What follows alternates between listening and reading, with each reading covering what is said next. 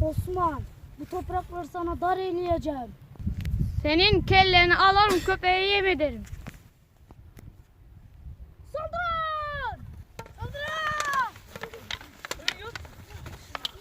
Alın yükler!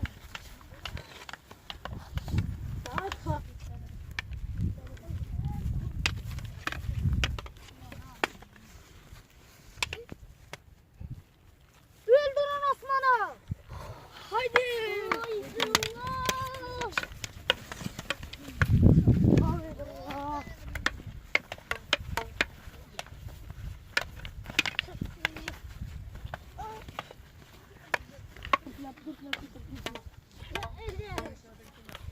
Hadi go.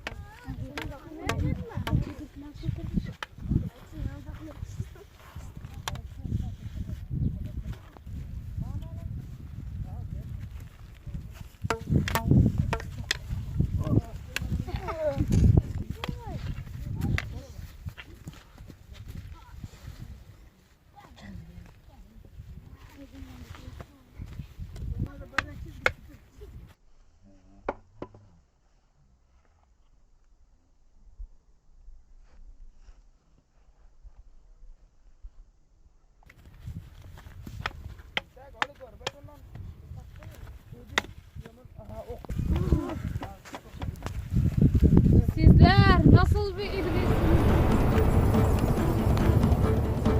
Onlar da senin gibi gözükeceğim Osman Bey. Saldırın Osman Bey!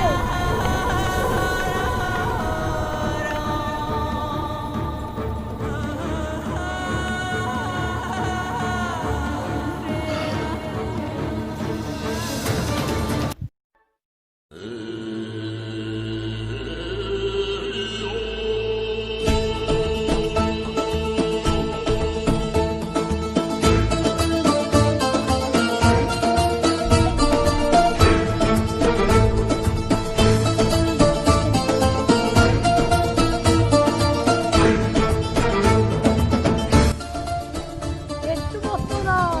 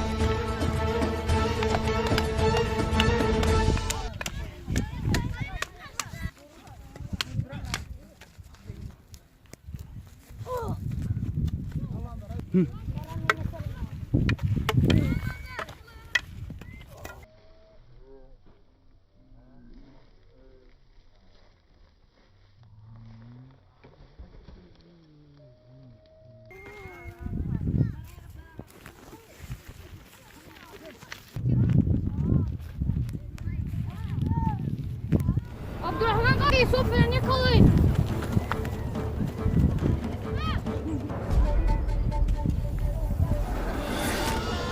Anam şehidimiz var. Allah şehadetini kabul edin.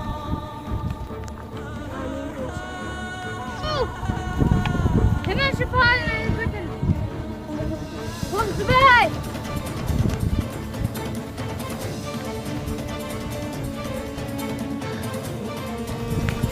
Doktor, iyi misin kardeşim? Doktor, iyi misin?